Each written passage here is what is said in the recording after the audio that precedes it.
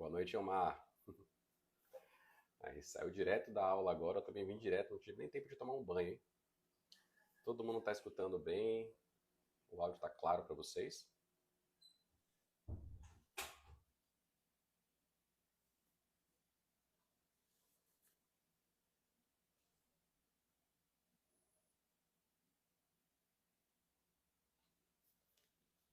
Boa noite, Marcelo. Boa noite, Fernanda. Boa noite, João.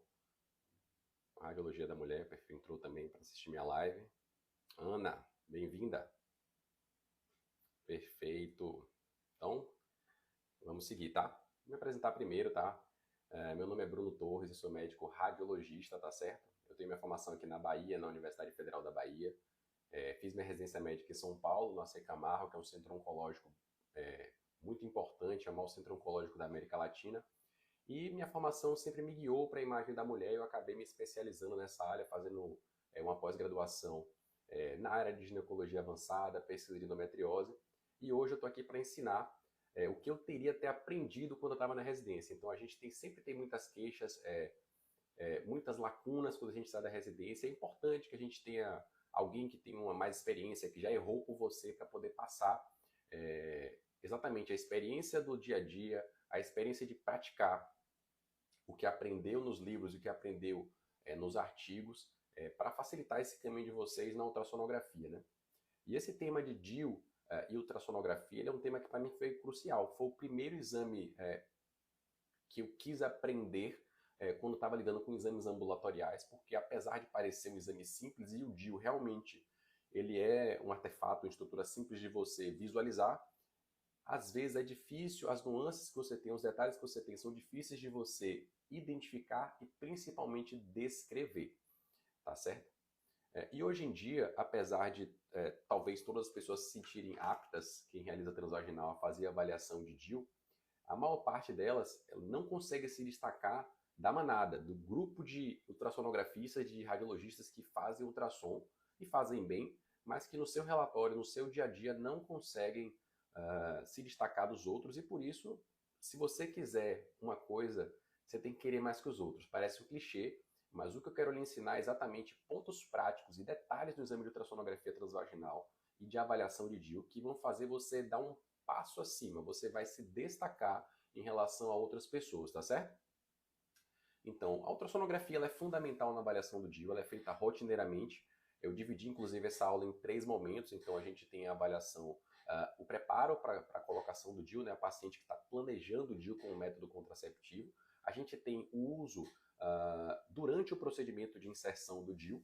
E a gente tem a avaliação, que é o mais comum, do controle do posicionamento do DIU, que é um dos exames que você mais frequentemente vai executar na sua prática clínica como ultrassonografista. Bom, o que eu pensei sobre DIU e ultrassonografia, uma coisa que até falei com meus alunos hoje, é o seguinte: se você não se sente capaz de investigar um DIU num ultrassom transvaginal, feche sua agenda e aprenda. Espero que depois dessa live, quem se sentia desconfortável, quem não sentia confiança na avaliação de DIU, espero agora sanar essas dúvidas, melhorar a percepção sobre o tema e até trazer novos insights, novas rotinas, novas práticas para a sua avaliação de DIU, que eu acho que vai acrescentar bastante no seu exame e vai surpreender os solicitantes e atrair pessoas para o seu consultório, para a sua agenda, vai tornar você uma pessoa mais indispensável, tá certo? Para o pessoal que está fazendo a gerência da clínica, que geralmente não é médico, é uma coisa que está acontecendo cada vez mais na nossa área, e a gente tem que se destacar do grupo de pessoas, do grupo de outros ultrassonografistas que decidiram ficar sentados no sofá no Netflix e não estão se atualizando. Então, vamos para cima aprender essas práticas que eu acho que vai ser muito importante para vocês. Essa live sobre DIU e ultrassonografia, ela é a primeira de uma série de lives que vai acontecer semanalmente, às 20 horas, sempre às terças-feiras. E eu espero, na verdade, que esse encontro seja semanal indefinidamente, tá certo? Eu tenho pelo menos 12 encontros bolados com vocês, de lives, mas assim, depois dessas 12 eu espero que se torne uma rotina e a gente consiga conversar por 30 minutos, é o que eu quero que seja uma live curta, porque também ninguém tem tempo para ficar perdendo ou passando tanto tempo grudado no celular, eu também não quero isso para minha vida, eu tenho família, tenho filho para cuidar, então a gente quer dar mais atenção à nossa família e a quem está próximo da gente, mas é um bom momento para a gente se atualizar. E 30 minutinhos é o tempo, sei lá, de um sitcom, né? Assistir um Big Bang Theory, assistiu, sei lá, um Breaking Bad, o tempo que você perderia assistindo 2 vezes o mesmo episódio, você vem aqui, se atualiza e me acompanha um pouco, tá bom? Bom, conversando um pouquinho sobre uma breve história e tipos de DIU, tá? Os dispositivos intrauterinos eles começaram a existir desde o começo do século XX, então 1900 e pouco já começaram a incentivar o uso clínico de DIU, mas só se popularizou a partir da década de 80, tá? Do século passado. E hoje em dia é um método extremamente popular, porque ele está amplamente distribuído, o custo reduziu bastante, os médicos aprenderam a passar, ele é um método seguro, é um método prático, é um método que as pacientes toleram muito bem, e ele é um método que realmente previne de uma forma bastante eficaz a gravidez. Bom, existem alguns tipos de DIU, tá? Eu vou mostrar alguns tipos de DIU também, vou tentar fazer uma live mais interativa, mostrar um pouquinho até do artigo que eu preparei para vocês, que eu mostrei para vocês. Então, existem alguns tipos de DIU, e aqui a gente já vê que tem uns tipos principais que a gente observa, que são os DIUs em formato de T. Aqui é um exemplo de um DIU de cobre, aqui é um exemplo de um DIU medicado, um DIU Mirena, mas a gente também tem outros tipos de DIU que não são muito populares no nosso meio, mas que se vocês encontrarem porventura, saibam que existem, tá? Existem DIUs que são medicados, como esse DIU aqui, é um DIU medicado. Existem DIUs que são inertes, tá? Existem DIUs que são meramente fazem um bloqueio mecânico, né?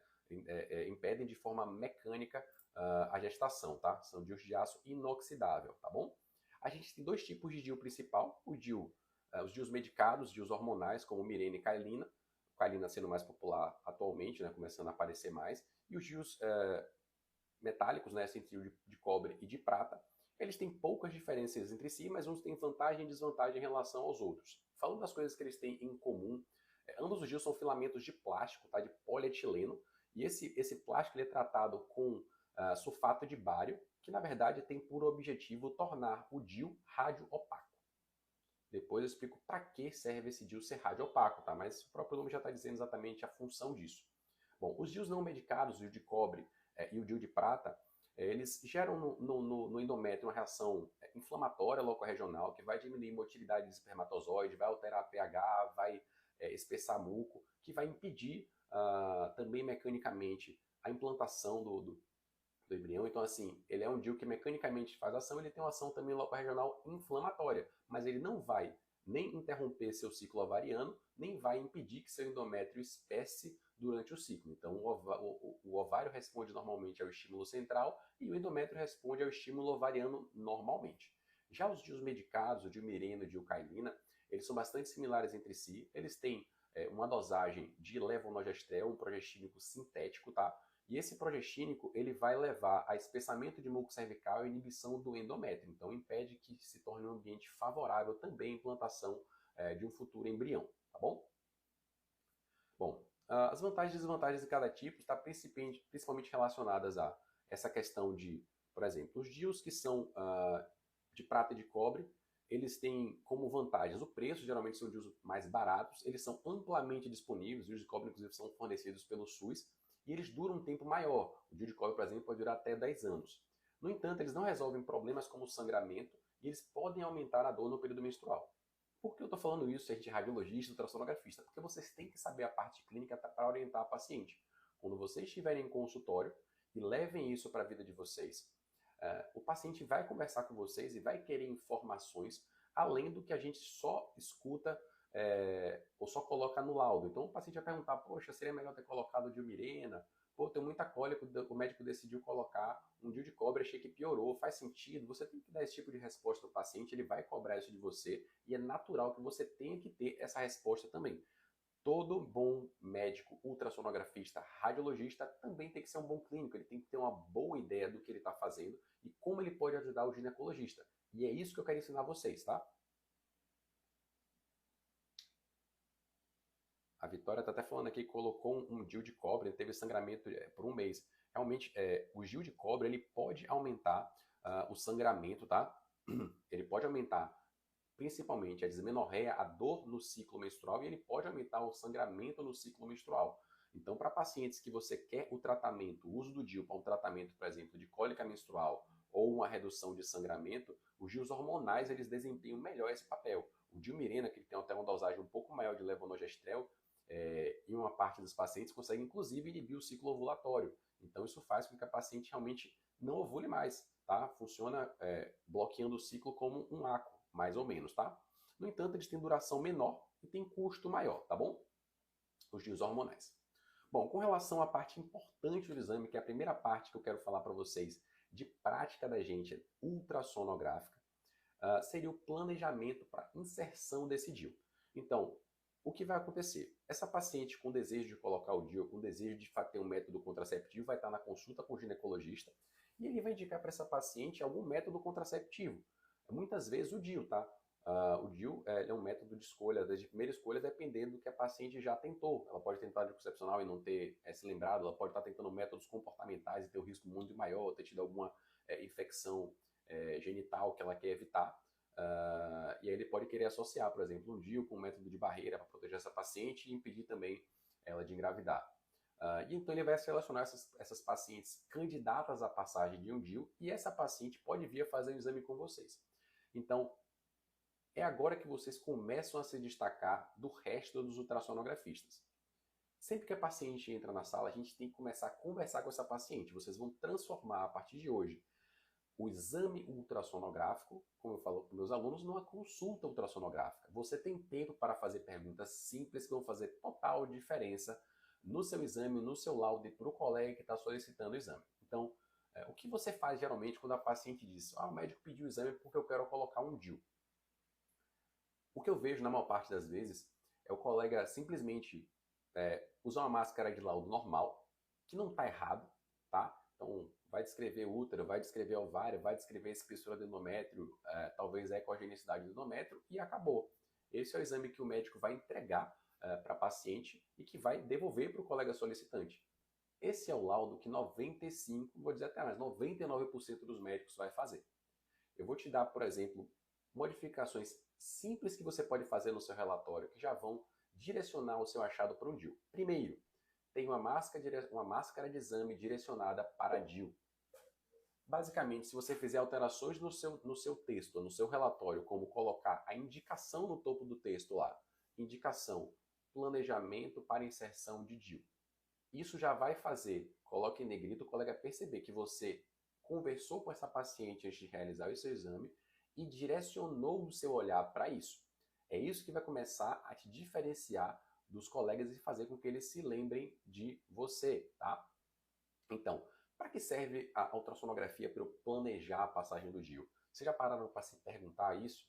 Já pararam para pensar assim, poxa, eu estou fazendo ultrassom e deu normal, mas o que o médico queria que eu visse com certeza? Bom, ele quer que você veja e você descreva uma série de achados que vai facilitar a vida dele. Por exemplo, o médico quer saber se a cavidade uterina, se ela tem uma profundidade adequada, se você tem pelo menos uma esterometria de 6 centímetros. Isso talvez seja um limite mínimo que os artigos indicam e que até, se você olhar na página da Bayer, procurar aí no Google Mirena e Kailina, ele vai dizer que a esterometria tem que dar pelo menos 6 centímetros de profundidade para poder inserir um DIU na cavidade. Certa vez eu fiz o exame numa paciente que vinha fazendo exames subsequentes e tinha até perdido já alguns DIUs. E ela teve diagnósticos incorretos com vários colegas. Ela tinha um útero unicorno muito pequeno, tá? Um útero com volume de 14 ml, muito pequeno para uma mulher no MENAC, na idade fértil. E ela perdia DIUs constantemente porque o exame dela sempre vinha como um exame normal. Porque realmente, se você não tem a habilidade, você não consegue entender essa malformação milleriana, essa malformação uterina, você não vai conseguir fazer esse diagnóstico e não vai passar a informação que o médico precisa. Vai vir um laudo normal, o médico vai tentar passar um DIU e essa paciente ou vai ter um útero perfurado ou vai perder o DIU com frequência, que foi quase que aconteceu comigo, tá bom? Então, vamos começar agora a dar algumas informações necessárias e precisas no seu laudo que vão tornar o seu laudo diferente e atraente para o colega, tá certo? Então, o que é importante eu falar? Primeiro, eu tenho que falar da cavidade uterina. Eu já sei que um limite de dimensão da cavidade, do mínimo 6 centímetros, ele quer, tá? Eu tenho que falar no meu laudo obrigatoriamente sobre versão e flexão uterina, tá certo? eu tenho que falar se o útero é antevertido, eu tenho que falar se o útero é retrofletido, eu tenho que falar se o útero está antervertido e retrofletido, o útero, por exemplo, de uma paciente com endometriose, se ela tem um aspecto mais aderencial, que ele vai ter mais dificuldade de passar esse DIU, tá? E muitas pessoas, inclusive, não sabem definir, inclusive, esse conceito de versão e flexão, e é uma coisa muito importante que eu tento passar sempre para os meus alunos, tá? Você tem que falar se o útero está lateralizado na cavidade uterina, se ele está rodado no próprio eixo, isso facilita a compreensão do colega, impede ou dificulta, diminui a chance de causar um acidente na passagem do DIU. E você tem que afastar uma série de patologias que vão distorcer a cavidade uterina e que podem representar obstáculo à passagem do DIU. Vou dar alguns exemplos para vocês. Então vocês não podem comer bola, não podem deixar de fazer diagnóstico numa paciente que vem fazer um exame para o planejamento de DIU, de falar de um estimocele, de falar da presença de pólipos, de falar de miomas submucosos que distorcem a cavidade uterina. Você não pode deixar passar malformações millerianas, você não pode deixar de descrever como é a anatomia da cavidade uterina, tá? Você não pode deixar de descrever sinecas, que é um diagnóstico mais sutil, mais difícil de você fazer, que talvez a maior parte dos médicos ultrassonografistas nunca tenha feito um diagnóstico de sineca, mas não pode passar porque isso é um impeditivo, isso pode ser uma barreira à passagem do DIU, tá? E pode fazer com que o médico perca o procedimento, ou passe de forma incorreta, ou aplique uma força na direção errada e cause uma penetração, uma perfuração, um DIU que vai causar dor de cabeça para o paciente no futuro. O Marco perguntou se eu faço ultrassom abdominal de rotina antes do transvaginal. Não, tá? A gente sabe que nossa rotina de agenda é muito corrida, então eu de rotina não faço um ultrassom abdominal antes do transvaginal das minhas pacientes. No entanto, no grupo selecionado de pacientes, a depender da posição uterina, a imagem por via abdominal pode dar uma bela imagem, simulando inclusive uma imagem 3D para essas pacientes que têm que avaliar DIU ou avaliar a cavidade, tá? Que você quer passar, por exemplo, deixar bem descrito uma malformação milleriana, mas você não tem acesso, por exemplo, a um 3D no aparelho que você está trabalhando. Então você tem que verificar a espessura endometrial, isso é de praxe, tá? E aí vai começar primeiro o pulo do gato agora. Lembra que eu falei para vocês que eu colocava a indicação já abaixo do título do exame? Então tem lá ultrassonografia transvaginal, abaixo dele já bota a indicação. Planejamento para inserção de DIU. Agora, olha uma coisinha simples que você pode adicionar no laudo de vocês e que vai fazer toda a diferença. Olha o que eu coloco abaixo do endométrio. Então, eu vou descrever o endométrio para vocês e vou mostrar o que é que eu escrevo abaixo do endométrio. Endométrio está lá, hipoecogênico, com espessura de 6,2 milímetros de aspecto proliferativo. Posso falar da linha média do endométrio, do Doppler, se tiver Doppler no pedido, ponto. Abaixo da frase da descrição do endométrio, eu acrescento uma frase que recebi bastante elogio dos colegas ginecologistas porque eles realmente não tinham o costume de ver isso ser descrito. Eu descrevo a histerometria virtual. Vou mostrar para vocês o que seria a histerometria virtual e como você pode fazer para adicionar isso no seu laudo, tá certo? Então aqui está um exemplo de topograma que eu uso, tá? E o que eu faço é o seguinte, você tem o útero aqui, tá? A cavidade uterina, e basicamente o que eu faço é o seguinte, ó, eu vou pegar um caliper, pode ser curvo, pode ser vários caliper, vou medir, tá? Do fundo da cavidade endometrial até o orifício externo do colo, faço uma medida curva e vou fazer a medida desse ponto até esse ponto. Isso é a esterometria virtual. O médico, na passagem do DIU, ele passa um esterometro, ele vai medir o tamanho dessa cavidade para se certificar, mas se você der essa informação de esterometria virtual no seu laudo, isso já é algo a mais, porque se essa informação que você deu e for confiável não estiver batendo com o que ele encontrou, ele pode suspeitar que ele está esbarrando, que ele está preso em algum obstáculo que ele não conseguiu identificar e aí ele pode abortar a passagem do DIU, por exemplo. Isso já é um diferencial para o exame de vocês e que é bem simples e você vai perder muito pouco tempo para fazer. Então, depois de saber que eu tenho que avaliar todas essas alterações, como é que eu coloco no meu relatório sobre a questão do DIU? Então, o que eu coloco? Abaixo da frase endométrio, eu acrescento. A cavidade uterina não apresenta deformidades, ou seja, eu estou afastando todas aquelas alterações que eu falei anteriormente, de malformação mileriana, septação, sinéquia, estimocele. Então, a cavidade uterina não apresenta deformidades e mede em conjunto com o canal cervical tantos centímetros, entre parênteses, esterometria virtual. Então, isso é um dado simples que você pode acrescentar na rotina de vocês e que vai fazer toda a diferença, tá certo? Com relação a durante a passagem do DIU, eu não tenho tanta experiência de auxiliar colegas durante a passagem do DIU para fazer ultrassonografia, mas basicamente você vai fazer uma ultrassonografia pélvica, tá? Ou seja, por via abdominal, enquanto o colega faz a introdução do DIU. Isso vai diminuir a chance de você ter um acidente na passagem do DIU, vai aumentar a precisão na colocação do DIU e vai reduzir complicações durante a inserção. Você vai escolher isso para casos, por exemplo, casos difíceis de pacientes que já perderam DIU, ou pacientes que têm uma história de passagem difícil, ou pacientes que têm distorção sabida da cavidade uterina, mas o médico quer fazer uso do DIU para essa paciente.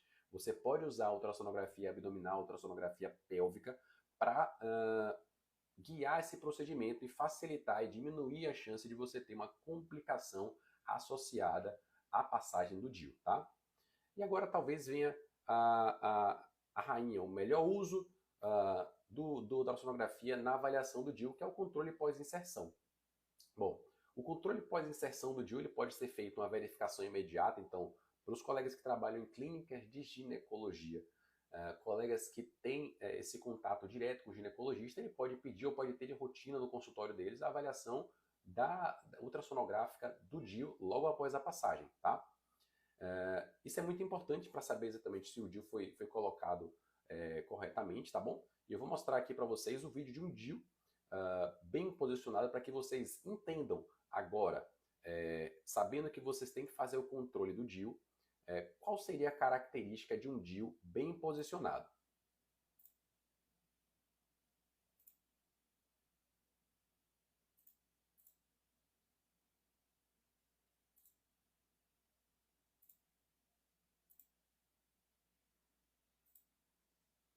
Então, essa é uma avaliação de um DIU, tá? Faz uma varredura no eixo transverso, vai até o fundo da cavidade uterina, tá vendo as hastes laterais abertas, tá? Apontando em direção aos ósteos tubários, o DIU centrado, completamente localizado acima do orifício interno do colo uterino, tá? Então, o orifício interno está mais ou menos nessa posição, e vocês estão vendo que o DIU está bem localizado, você faz essa varredura e fica feliz. Descarta a presença do segundo DIU e você vai ter a segurança de que esse DIU está bem localizado e vai passar a informação para o colega, que é a seguinte: você vai passar que o DIU está centrado, localizado totalmente acima do orifício interno do colo uterino, que é a característica de um DIU bem posicionado, ou seja, um DIU que não se insinua abaixo do orifício interno do colo, ou seja, não se insinua pelo canal cervical. E eu costumo adicionar no meu relatório a distância do DIU, vou até voltar para vocês, para o fundo da cavidade endometrial e para a superfície serosa, tá? Isso não é uma informação imprescindível, no entanto, alguns colegas gostam de ter essa informação no laudo.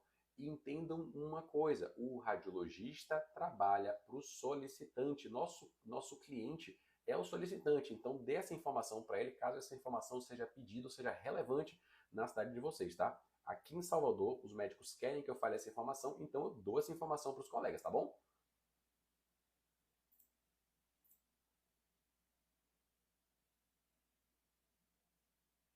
Bom, vamos seguir agora aqui.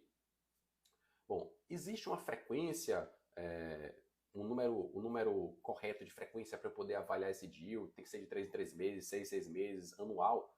Não existe, tá? O DIU ele pode ser avaliado, geralmente ele é avaliado anualmente, porque é o prazo que os planos de saúde geralmente autorizam o controle transvaginal, tá? Senão ele vai começar a questionar, vai glosar. Então, geralmente o médico pede anualmente. No entanto, se o paciente começar a ter sinais e sintomas de um DIU mal posicionado, o médico pode pedir no intervalo mais curto, se a paciente estiver tendo dor, estiver tendo sangramento, como a colega, a paciente acabou de falar comigo aqui na live que ela tinha muita dor e o médico não identificou que essa dor podia ter relacionado ao DIU, então vale a pena você fazer esse tipo de controle e você tem que passar essa informação que eu falei. Você tem que saber como é um DIU bem posicionado para você passar a informação completa para o colega. Quanto melhor você descrever o DIU e mais direcionado for o seu exame, mais preparado para cada caso for o seu exame, melhor para você, tá? Bom, com relação a algumas nuances que eu até mostrei em aula hoje, do DIU de cobre e o DIU Mirena, tem um ponto prático que faz vocês descreverem um DIU de cobre ou DIU Mirena com mais segurança se a paciente não souber o tipo, tá? O DIU de cobre, ele é ecogênico na haste central e também nos braços laterais, tá? Praticamente toda a porção dos braços laterais do DIU, ela é ecogênica, tá? Apenas na porção que está na interseção entre a haste central, ela tem um pouco de área hipoecogênica, depois o braço todo dele é hiperecogênico.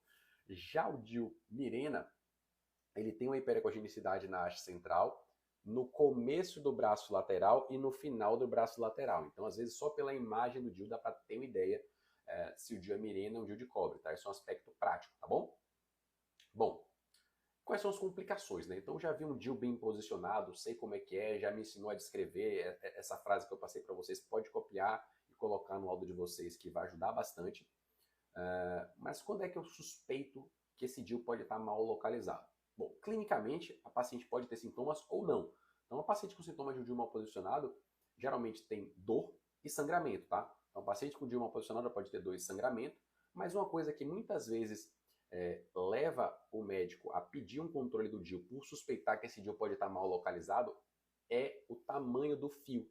Então, quando é passado um DIU na paciente, os médicos são orientados, eles fazem de praxe, eles deixam entre 2 a 3 centímetros de fio para fora do orifício externo do colo. Se esse fio parar de ser visualizado ou se encurtar, ou o fio estiver muito longo, o médico pode suspeitar que esse DIU pode estar muito alto ou perfurou a cavidade, ou ele pode estar muito baixo, tá certo? Uma pergunta que sempre me fazem também é quando acontecem essas complicações, tá? O que a gente sabe, o que a gente imagina é que a maioria das complicações como penetração, perfuração e expulsão acontecem pouco depois da passagem do DIU, principalmente a penetração e a perfuração, tá? E pode acontecer principalmente nos DIUs passados logo após uma gestação, logo após a ganhar neném, e pacientes nulíparas também têm uma chance maior de você ter complicações da passagem do DIU. Bom, as complicações mais comuns da passagem do DIU, na verdade, elas estão relacionadas à sua posição. E aí você tem um espectro, tanto do DIU expulso, completamente eliminado da cavidade, para o DIU que perfurou e entrou na cavidade abdominal. Aí você vai ter um meio termo em relação a isso, tá bom? Bom, o DIU deslocado ou DIU rodado também tem que ser descrito, tá? Que eu falei para vocês que o DIU tem que estar com as hastes laterais apontando para os ósteos tubários. Isso é importante você relatar, tá? Mas talvez seja mais difícil de você detectar no exame ultrassonográfico. Vamos ver agora alguns vídeos de casos de DIU que eu já mostrei até para vocês aqui no Instagram, de DIUs que tiveram alterações, tá bom?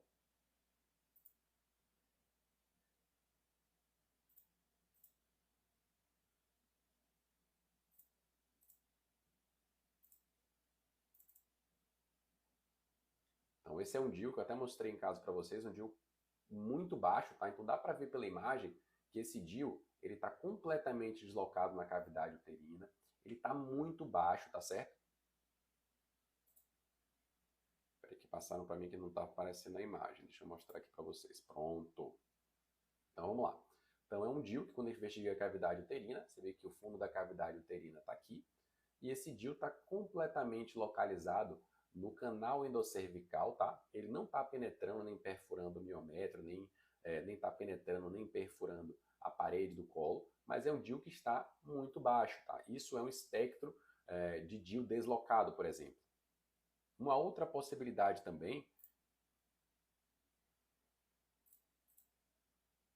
é esse tipo de alteração aqui, que inclusive eu encontrei hoje na aula prática. Então, ó, vou até o fundo da cavidade endometrial, não enxergo o DIU, vou descendo, já encontro aqui orifício interno do colo uterino, o DIU completamente localizado no canal endocervical e ó, a parte mais distal da haste central está penetrando na parede posterior do colo. É isso que eu vou descrever no exame.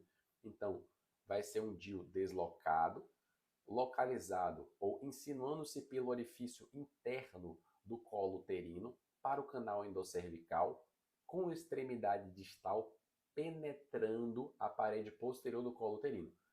Fez essa descrição, ganhou um fã. Mesmo que o colega saiba que, por exemplo, aquele acidente aconteceu com ele, o jeito de você descrever não coloca ele em evidência, tá certo? Na conclusão, você descreve apenas como um DIU baixo com haste central penetrando o colo uterino. Evitem colocar DIU mal localizado, DIU mal situado, porque isso dá a impressão de que o colega fez errado o procedimento de passagem do DIU. Isso dá a impressão que o médico fez uma barbeiragem e o paciente vai em cima desse médico e vai cobrar, tá certo? Então, evitem esse tipo de descrição. Bom, vamos lá. Ainda com relação às complicações, tá? O paciente pode ter sintomas que eu falei de dor, sangramento anormal, corrimento, mas pode ser inclusive assintomático. E esse é o caso dessa paciente que eu vou mostrar para vocês, que é uma paciente que está completamente assintomática, mas uma paciente que tem um achado bastante exuberante. Olha esse caso aqui, que legal. Esse caso aqui foi seguido por um colega, tá? Jonathan, que conseguiu documentar esse DIU. O que é que vocês acham desse DIU? Então, é um DIU que você nem vê porção dele no canal endocervical ou na cavidade endometrial. É um DIU que está completamente na parede posterior do miométrio, na parede posterior do útero, do corpo uterino, e uma parte dele já perfurou a serose e está se insinuando ao peritônio, a cavidade peritoneal. Tem até um tecido adjacente que provavelmente é um tecido inflamatório, granulomatoso, que se forma por ação de corpo estranho, tá certo? Então, esse é o jeito de vocês descreverem. Se o DIU não ultrapassa a serosa, mas parte dele, ou a haste central, ou os braços laterais, penetram o miométrio, você vai usar a palavra penetrando, o miométrio penetrando a parede posterior ou anterior do colo uterino. Se o DIU ultrapassa a serose uterina, você vai usar o termo perfurando, tá certo? Esse é o termo que a gente usa para falar de um DIU que já ultrapassou a serose uterina e está se insinuando a cavidade peritoneal.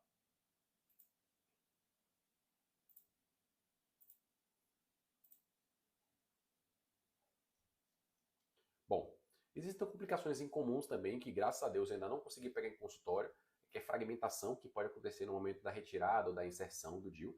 Por isso também é importante vocês falarem exatamente o que estava acontecendo. O caso que eu botei nos stories hoje, quem não viu vai lá no Instagram dar uma olhada, é um caso que teve um DIU baixo, tá?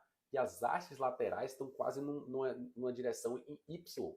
E elas estão penetrando o miométrio posterior e anterior. Se eu falar só que o paciente, como estava sendo solto no laudo, que o paciente tem um DIU baixo, basicamente o colega vai tentar puxar esse DIU.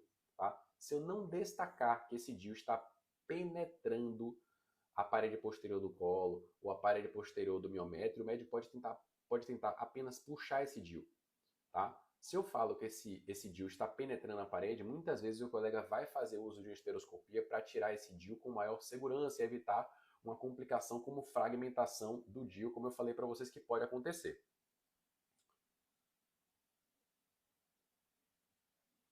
Bom, com relação ao 3D, né, com a pergunta que muita gente faz, e o 3D, o que acontece?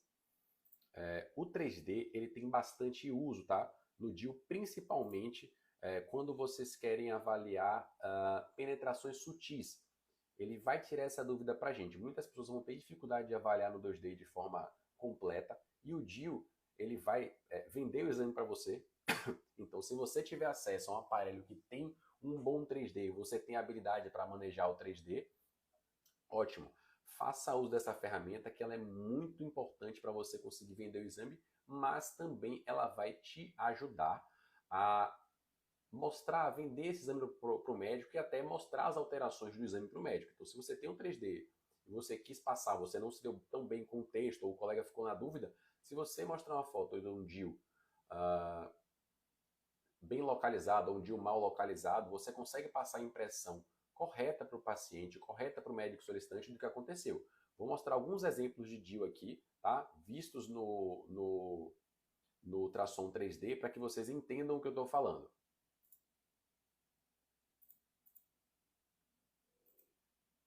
Então aqui, por exemplo, um exemplo de DIU normal que eu fiz o registro para o médico e enviei. Ó. Você vê que dá para ter uma ideia perfeita da cavidade. Lógico que a imagem teve um tratamento para a gente conseguir fazer essa imagem tão bonita, mas dá para ter uma ideia exatamente de um DIU bem posicionado. Então tá aí um DIU centrado, próximo do fundo da cavidade endometrial, braços laterais abertos. Bem legal essa imagem. Mas a gente também pode passar muito facilmente alterações. Então olha esse caso aqui que o colega documentou.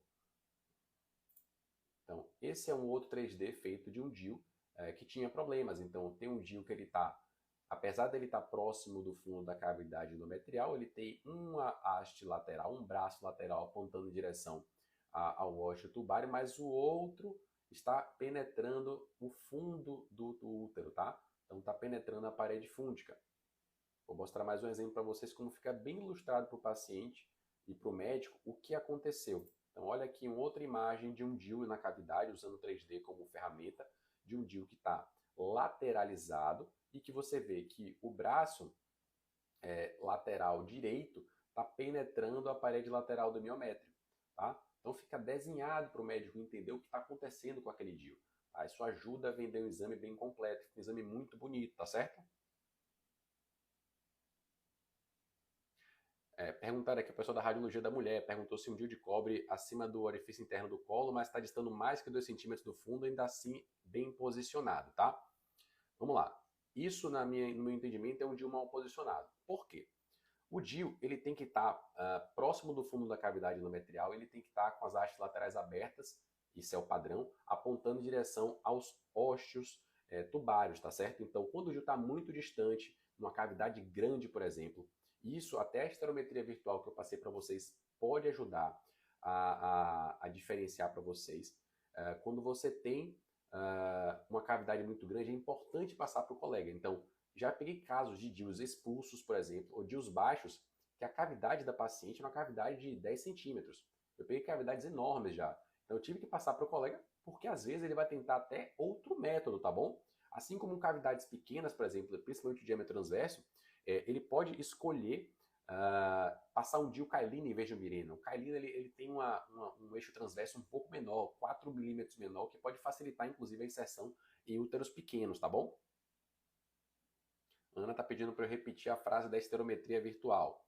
A frase da esterometria virtual é o seguinte, Ana, você vai colocar assim no seu relatório, tá? Então, abaixo do endométrio, você coloca assim: a cavidade uterina não apresenta deformidades e mede em conjunto com o canal endocervical X centímetros. Bota entre parênteses esterometria virtual, tá bom? Bom, um outro meio com que eu costumo fazer documentações também para os pacientes que chegam em consultório e você quer mostrar para o colega exatamente o que aconteceu, mas você não tem acesso ao 3D, é isso daqui, é esse topograma que eu mostrei para vocês. Então, por exemplo, esse foi um caso que aconteceu comigo, na qual a paciente tinha um DIU baixo, tá? E esse DIU baixo estava com as hastes laterais penetrando a parede direita e esquerda do miométrio. Então, eu fiz essa documentação, registrei, mostrei os pontos de penetração e falei para o colega, ó, ele está distando 3,5 centímetros do fundo da cavidade endometrial, mostrei um de orifício interno do colo, mostrei um de orifício externo do colo, registrei que era um DIU baixo, entreguei para o paciente e entregar para o colega, tá certo? Então, isso faz com que a gente chegue nesse ponto aqui, ó. Então, o paciente, a médica recebeu esse exame, tá? Não foi exatamente esse topograma, mas a médica me agradeceu porque ela recebeu um exame completo. Então, estava com essa descrição que eu passei para vocês e estava com um topograma. Eu vou até localizar esse topograma para mostrar, mas que era similar àquele, mas no caso dessa paciente era apenas a haste central estava penetrando. Ela mandou para mim esse agradecimento e mandou para mim a foto da esteroscopia que ela fez para retirar esse DIU. Então a gente acaba ajudando o colega. E o colega que é ajudado, ele vai lembrar da gente no futuro, tá? Ele vai fazer nossa propaganda, ele vai fazer questão que você esteja na clínica deles, vai te chamar para fazer negócios no futuro. Isso faz diferença para sua prática, tá bom?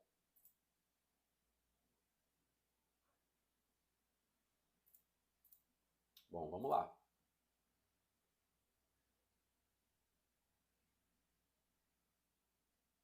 Bom, para você identificar complicações por ultrassom, já mostrei para vocês, tá? Você tem que ver o DIU caracterizado dessa maneira. Se você não identificar, você vai descrever. E talvez a maior parte, a parte que a gente tem a maior dificuldade como radiologista ou como ultrassonografista, é saber descrever. O exame do DIU, o exame da avaliação do DIU, ele é um exame que você pode criar um inimigo, como eu falei no Stories. Então, a depender da forma como você use suas palavras, você se expresse com relação ao posicionamento do DIU, você pode dar a entender para o paciente que o médico que fez a inserção do DIU cometeu um erro, tá? Não teve habilidade na passagem do DIU e aí você acabou de criar um inimigo. Então, muito cuidado com as palavras que vocês vão usar no laudo de vocês e se atenham a esse léxico que eu falei. DIU penetrando, DIU perfurando, você vai descrever na conclusão DIU baixo ou DIU não detectado, no caso de um DIU expulso ou um DIU na cavidade, tá certo? E vocês evitem usar palavras como DIU mal localizado, DIU mal posicionado, porque se você falar que o DIU está mal posicionado, você pode dar a entender que o colega posicionou errado. Se ele está mal posicionado, quem foi que posicionou? Se ele está mal localizado, quem foi que localizou? Tá? Então, evitem esse tipo de termo. Quando o DIU está normal, eu até faço uso do termo DIU normal posicionado. Isso está no nosso léxico, a gente fica com isso introjetado para a gente desde a residência, então eu sempre mantive esse uso de laudo de DIU normal posicionado quando o DIU não tem nenhuma alteração. Eu deixo a descrição completa do DIU, tá? Como eu expliquei para vocês, então observa-se na cavidade uterina, dispositivo intrauterino, localizado, centrado, localizado acima do orifício interno do colo, junto ao fundo da cavidade endometrial, com hastes laterais abertas em direção aos ósseos tubários e finalizo com o DIU normal posicionado, tá bom? Então tá essa descrição e no final o DIU normal posicionado. Quando o DIU está mal localizado, o DIU está baixo, eu não coloco o DIU mal localizado, não coloco o DIU mal posicionado, eu coloco DIU baixo, por exemplo, com haste central penetrando a parede posterior do colo, conforme acima descrito. E, se eu puder, eu ainda ajudo o colega. Como? Se o paciente vier falar comigo e se o paciente tiver dúvidas com relação a essa questão da passagem, geralmente eu tento contemporizar. Eu falo, isso pode acontecer, é uma complicação do DIU, tá? Por exemplo, 1 a cada 1000 casos, 1 a cada 2000 casos, vai ter perfuração, isso a gente está falando de perfuração, tá? No momento da inserção. Mas penetração a gente vê com a frequência muito maior, como eu falei. Inclusive hoje veio uma perfuração do DIU, que está aí nos stories se vocês quiserem ver. Então é bastante comum, a gente tem que saber usar o léxico adequado, usar as palavras adequadas para a gente não criar inimigos, na verdade criar fãs, criar médicos, ginecologistas que vão pedir exame para a gente com frequência.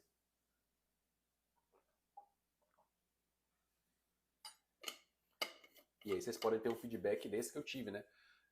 Depois de ter mandado esse topograma, acabei criando a confiança, né, numa médica que passou a pedir bastante exame para mim, que passa a confiar em mim.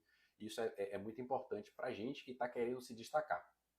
Bom, com relação à ultrassonografia e DIU, seriam esses os assuntos que eu queria mostrar para vocês. Tem mais coisa para falar, tem proposta de protocolo para você documentar e localizar esse DIU, que eu posso passar artigo para vocês se vocês quiserem, tá? Vou deixar até aberto uma caixinha para vocês pedirem se quiserem. Se tiverem perguntas com relação à prática, a minha prática clínica, como é que eu costumo descrever, outras alterações que vocês tenham visto, podem perguntar. Talvez o único tema que eu não tenha abordado seja o DIU expulso, tá? Então vou até falar com vocês aqui rapidinho. Começou o exame do DIU, não encontrou o DIU, que já aconteceu comigo 2 vezes, o que você faz? Bom, por protocolo, se a paciente não tiver visualizado o DIU sendo expulso, lembra que eu falei lá no começo da live que o DIU tinha um tratamento de sulfato de bário? Pois é, então você vai pedir uma radiografia abdominal para ver se esse DIU está na cavidade, tá? Encontrou o DIU na cavidade, você vai descrever que você pediu adicionalmente uma radiografia porque você não encontrou no DIU, num controle de DIU, tá? Ou a paciente, esse DIU foi pro balde, tá? Então já tive 2 vezes, dois casos aconteceram comigo da paciente não perceber que expulsou o DIU. E como é que eu sei disso? Porque a paciente veio para um controle de DIU, não encontrou o DIU e quando eu fiz a radiografia, na verdade eu coloquei a paciente no tomógrafo e pedi para fazer aquele scout, não dava para ver o DIU. Então eu concluí que ela expulsou o DIU já que ela tinha tido sangramentos intensos nos dias anteriores. Eu vou mostrar o 3D também de um caso que eu realizei também para um colega, Dr. Carlos Lino, aqui em Salvador, e o exame também que uma colega realizou aqui para ilustrar para vocês também a importância de vocês documentarem no 3D algumas alterações, tá?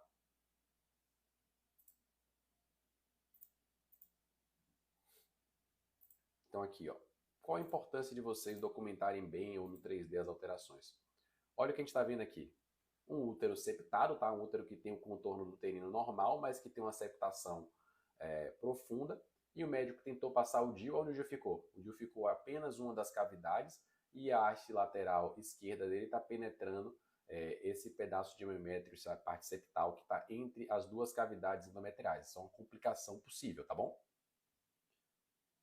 Esse foi o caso aqui de uma paciente também pedida por um colega aqui de Salvador, que já tinha perdido o DIU, e o colega queria saber se ele podia passar um DIU. E aí, pode passar um DIU nesse caso? Então, a paciente tem miomas submucosos que estão distorcendo a cavidade. Eu tenho que documentar e passar para esse colega que ele vai ter dificuldade se ele quiser passar esse DIU. Tá? Existe uma contraindicação relativa desse colega passar esse DIU. Por quê? Porque a cavidade dessa paciente está distorcida. Tá bom?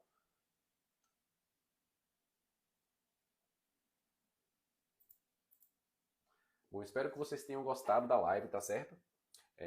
Se atentem para as próximas semanas vocês estarem comigo também nas lives, tá bom? Que eu vou fazer. Da semana que vem, na próxima terça-feira, eu vou falar de um tema que está muito quente, que eu até já fiz um tease com vocês nos stories, que é a ultrassonografia ampliada para endometriose, tá certo? Que é para diagnóstico, tá? Que é para alta suspeição de endometriose, que é para o ginecologista e para o ultrassonografista geral acrescentar na sua ultrassonografia transvaginal simples do paciente ambulatorial, não é um mapeamento, então vou ensinar para vocês técnicas que vocês podem adicionar ao exame de vocês e que vai acrescentar informação, vai acrescentar suspeição de endometriose, que vai fazer seu laudo também se destacar frente ao de outros colegas, tá certo? E fiquem atentos para as novidades que eu vou lançar aqui no Instagram, tá? E cursos que também vão aparecer aqui para vocês se inscreverem. Espero que tenham gostado da live, tá? Eu vou fechar aqui a live. Um abraço a todos. Se tiverem dúvidas que tiverem ficado, que vocês lembrem depois, podem mandar para mim no inbox, tá? Que eu respondo o mais breve possível. Tenham uma ótima noite e uma ótima semana.